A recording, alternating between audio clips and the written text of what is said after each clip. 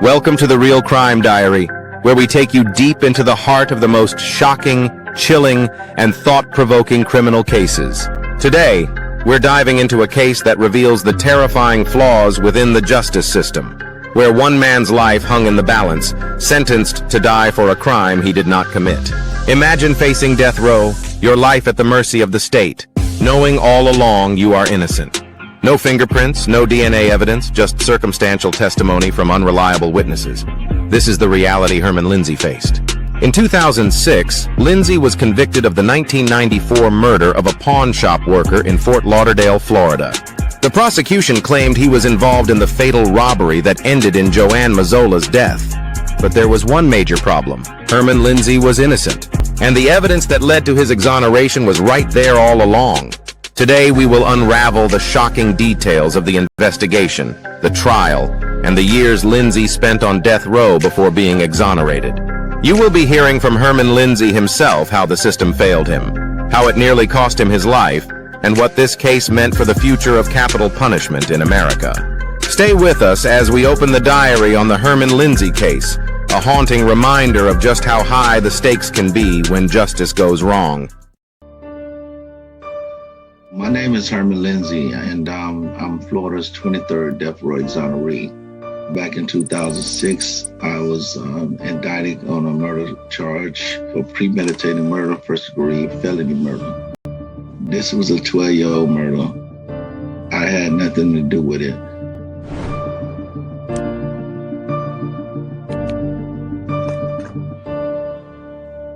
It was collaborated with another defendant, and they brought the evidence in, and the jury indicted us. For 12 years, the case was being investigated. I was never charged, but when the new detective took over the cold case, I guess he was trying to make himself look good. The next piece of evidence they used was a jailhouse snitch, a guy who was the prime suspect in the case in '94. And every time they talked to him, he would put on statement that he don't know anything about it.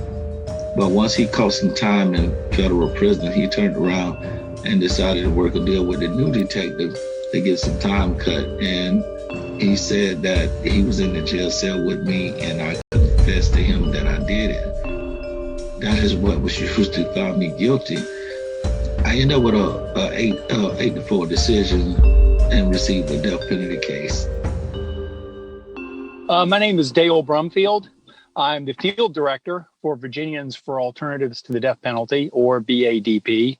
In Virginia, it costs anywhere from 3 to 7 times more just to sentence someone to death than to put them in prison for life, because there's all these mandates. These Supreme Court mandates have to be followed. You have to have 2 trials. You have to have mitigating experts. You have to have aggravating experts. You have to have jury sequestration many times. It's not such a quick process when you're dealing with a death penalty case or appeals. Process gets dragged out and dragged out and dragged out.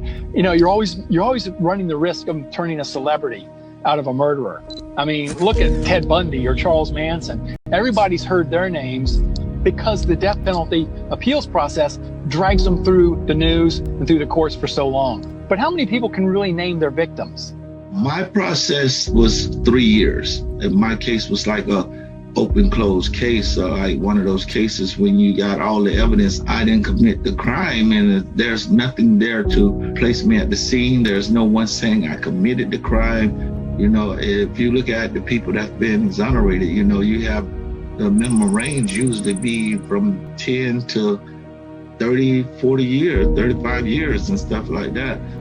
Do unto others as you will have them do unto you. At the time, you cannot make phone calls home. You're going to do letters, and sometimes you get your visits, sometimes you don't. My family couldn't really afford to travel 4 or 5 hours away and to come visit me. But this process is a very traumatizing process, especially for someone that has not committed a crime. I was arrested at the time. I had 6 kids. It takes your family through things, and to tell my youngest son, my youngest daughter that I may be executed. When he found that out, it takes a real toll on your family, especially my mother. She felt that her son is going to be killed for something he didn't do. A couple of other things too. We know the death penalty is not a deterrent. The biggest issue is that the death penalty is being used for political reasons, for revenge. It's not being used for justice, because most states that don't have the death penalty, their murder rate is way lower than the states that does have the death penalty. States who have a death penalty have higher murder rates than non-death penalty states. There's a lot of reasons why that happens, but the most obvious reason is because it adds to the brutalization of the criminal justice system. The racial bias has been horrible. Race plays a great part of the process of who's going on death row, and that's mainly because majority of blacks are poor. They can't obtain the proper defense. So when we look at that problem, the problem is the way society has been taught.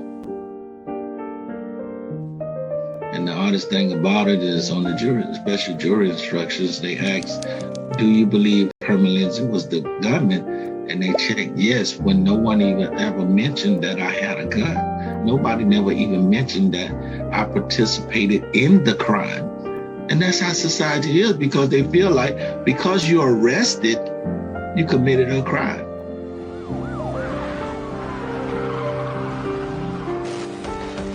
Hawaii 5-0. All these shows showed that the police always got the person that committed the crime. They believe if they were arrested, that's the person. One of the things people can do, anybody can do, is let their elected representatives know that the death penalty is a racist remnant of the past that has no place in 21st century criminal justice reform. If a representative is in a certain area and they see all his or her constituents don't agree with the death penalty, then they're not going to push for the death penalty. And the more people who know about this process and how it works and know how it affects people, then they tend to change too. Reach out, go on the internet, find your death row inmate in that state, whatever state you want to do. Write to them. After you've written to them, if you could tell me that that person is an animal, I will lay down.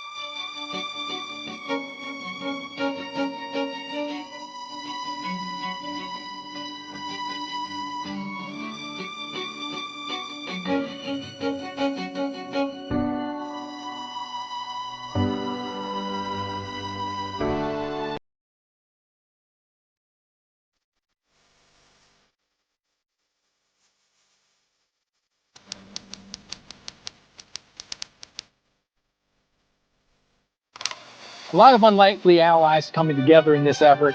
And I'm hoping that more people who hear about the problems behind the death penalty will also speak to others about what they heard and what they've learned and what they know. Just educate more people, because more people who know about it, the better chance we have of getting it abolished once and for all. Thank you for joining us on this deep dive into the Herman Lindsay case. His story is a powerful reminder of the complexities of justice and the resilience of the human spirit.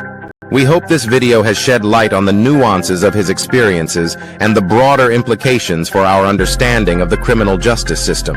If you found this story compelling, please consider subscribing to the Real Crime Diary for more in-depth explorations of cases that matter. Your support helps us continue bringing these important stories to light. As always, we encourage you to share your thoughts and reflections in the comments below. What did you take away from Herman Lindsay's journey? Until next time, stay curious and stay informed.